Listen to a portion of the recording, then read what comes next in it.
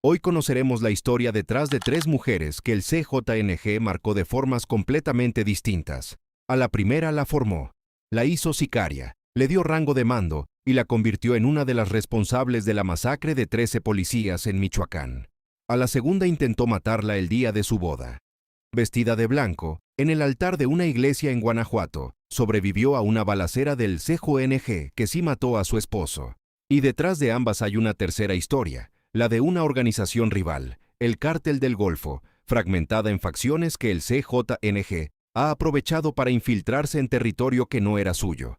Tres mujeres, tres relaciones distintas con la misma organización, una construida desde adentro, otra forjada en la resistencia desde afuera, y una tercera que ilustra cómo el CJNG explota las grietas de sus rivales.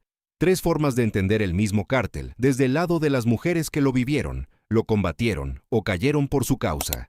Suscríbete y activa las notificaciones. Empezamos. María Guadalupe López Esquivel y la masacre de 13 policías en 2019. María Guadalupe López Esquivel, conocida como La Catrina, no llegó al CJNG como una operadora externa contratada para un trabajo puntual. Se integró a las filas de la organización en Aguililla, Michoacán, bajo el mando de la célula de Miguel Ángel Fernández, conocido como el M2, hombre de confianza directa de Nemesio Oseguera Cervantes, el Mencho. Ascendió rápido, se ganó reputación de sicaria fría y eficiente, y al mismo tiempo construyó una imagen pública en redes sociales. Fotografías con ametralladoras chapadas en oro, devoción documentada a la Santa Muerte tatuada en el cuerpo, el tipo de iconografía que el narcotráfico mexicano ha usado durante años para proyectar poder hacia adentro y hacia afuera de la organización. El 14 de octubre de 2019, La Catrina encabezó el ataque que terminó con la vida de 13 policías estatales en la comunidad de El Aguaje, Aguililla, dejando además 9 personas heridas. Su función no era solo la de ejecutora, operaba lo que se describió como una red de halcones, informantes que le transmitían por radio la posición exacta del convoy policial en tiempo real, permitiendo que la emboscada tuviera la precisión letal que tuvo. Recibía órdenes directamente del M2 y, según los reportes de inteligencia, fue ella quien coordinó que se dejaran narcomantas en el lugar del ataque. El componente de comunicación pública que el CJNG ha perfeccionado en cada operación de alto impacto que el canal ha documentado a lo largo de esta serie. Esa masacre la convirtió en uno de los objetivos prioritarios del Estado en la región. En enero de 2020, una denuncia anónima llevó a las fuerzas federales hasta la casa de seguridad donde se ocultaba. El enfrentamiento terminó con La Catrina herida de muerte. Las cámaras de los elementos militares la grabaron en sus últimos minutos, mientras un soldado intentaba mantenerla con vida a la espera de un helicóptero que nunca llegó a tiempo. Texto predeterminado.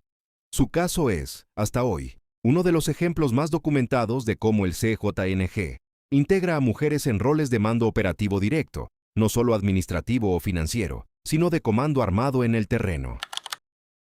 Karen Lisbeth Yepes Ortiz, hermana de José Antonio Yepes Ortiz, alias El Marro, se casaba con Santiago González Martínez, alias El Bachicha, en la iglesia de Nuestra Señora de San Juan, en la comunidad de Pelavacas, Celaya, Guanajuato.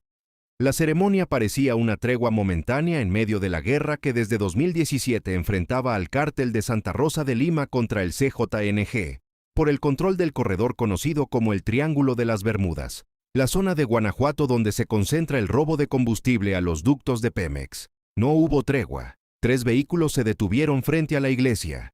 Sicarios identificados como integrantes del CJNG descendieron con chalecos antibalas y abrieron fuego contra los invitados sin discriminar. Karen Lisbeth sobrevivió. Distintas versiones señalan que una escolta la sacó del alcance de los disparos, o que ella misma escapó por una salida lateral en medio de la confusión. Su esposo no tuvo la misma suerte. El objetivo declarado del ataque era El Marro, que también se encontraba en la zona y logró escapar. Pero el mensaje del CJNG, ejecutado en el momento más íntimo posible de la vida de una rival, fue deliberado. La guerra contra el Cártel de Santa Rosa de Lima no reconocía fronteras ni momentos sagrados, ni siquiera una boda. El Marro fue capturado en agosto de 2020. El liderazgo pasó brevemente a otro hermano, Rodolfo, alias el Rudy, capturado en noviembre de 2022. Karen Lisbeth, La misma mujer que el CJNG dio por muerta en el altar de esa iglesia, se consolidó como la cabeza de la organización, conocida ya como la señora o la patrona. Bajo su liderazgo, el Cártel de Santa Rosa de Lima mantuvo una alianza con la facción Gente Nueva Salazar y con el Cártel de Sinaloa específicamente para contener el avance del CJNG en Guanajuato, el mismo estado que el canal ha documentado en el video sobre el Tiki en Silao como territorio de disputa activa. Documentos filtrados en Guacamaya Leaks confirmaron esa alianza como estrategia documentada de inteligencia militar. La señora sigue, hasta la información pública más reciente, como objetivo prioritario de la Sedena y la Fiscalía de Guanajuato, sin haber sido capturada. Su historia es el espejo exacto de la Catrina, donde una mujer fue forjada dentro del CJNG hasta convertirse en su instrumento de violencia. La otra sobrevivió a la violencia del CJNG y construyó su poder precisamente resistiendo a la organización que intentó eliminarla en el día que debía ser el más feliz de su vida. La guerra silenciosa contra el Cártel del Golfo en Tamaulipas. El Cártel del Golfo, la organización criminal mexicana más antigua, fundada en los años 30 en Tamaulipas, se fragmentó después de la salida de Osiel Cárdenas Guillén, en facciones que llevan años combatiéndose entre sí. Los Escorpiones, los Ciclones, los Rojos, las Panteras y los Metros. Esa fragmentación, el mismo patrón que el canal ha documentado en los Caballeros Templarios de Michoacán y en el Cártel de Santa Rosa de Lima de Guanajuato, no debilitó únicamente al Cártel del Golfo frente al Estado. También lo debilitó frente a organizaciones rivales que aprovechan exactamente esas divisiones internas para entrar en territorio que antes les era cerrado. Según un informe sobre crimen organizado en México citado por Infobae, el CJNG mantiene alianzas en algunos estados con facciones específicas del Cártel del Golfo, mientras combate a otras. Esa dinámica produjo un episodio documentado. Una traición de un integrante del propio Cártel del Golfo permitió el ingreso del CJNG a Tamaulipas con la intención de disputar el territorio controlado por el Grupo Escorpión, generando balaceras, retenes y narcobloqueos en varios municipios del estado. Esa es la lógica que conecta el caso de una sicaria como la fallecida TikToker del Cártel del Golfo en Miguel Alemán, Tamaulipas, en marzo de 2022, con la estrategia más amplia del CJNG. No necesita ganar territorio únicamente por la fuerza directa. Puede entrar por las grietas que sus rivales fragmentados dejan abiertas. El Cártel del Golfo en Tamaulipas, los Caballeros Templarios en Michoacán, el Cártel de Santa Rosa de Lima en Guanajuato. 3 organizaciones distintas, 3 estados distintos, un mismo patrón documentado por el canal en videos anteriores.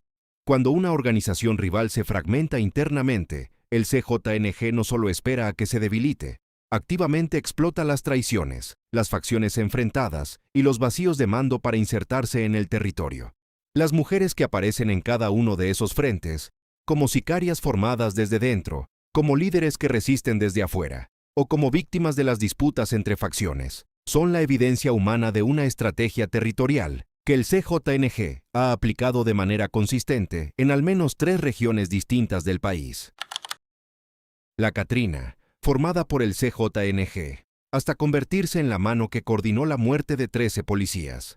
La señora, que sobrevivió al intento del CJNG de matarla en el altar de su propia boda, y construyó su poder resistiendo exactamente a la organización que intentó borrarla ese día. Y detrás de las dos, el patrón más amplio, un cártel que no solo recluta mujeres como sicarias o como blanco de sus atentados, sino que estudia con precisión las fracturas internas de sus rivales, sea el Cártel de Santa Rosa de Lima, los Caballeros Templarios o el fragmentado Cártel del Golfo, para entrar exactamente donde la división abre la puerta. 2 mujeres, 2 finales distintos. Una sobrevivió, la otra no. Y la organización que las marcó a ambas sigue siendo, en 2026, la amenaza de seguridad más grande que enfrenta México. Si este video te dio el contexto que los titulares no dieron, dale al me gusta. Le dice al algoritmo que este tipo de análisis importa. Suscríbete a La Historia Detrás del Crimen y activa la campana de notificaciones. Aquí ponemos contexto donde solo había nombres y apodos sueltos. Nos vemos en el siguiente.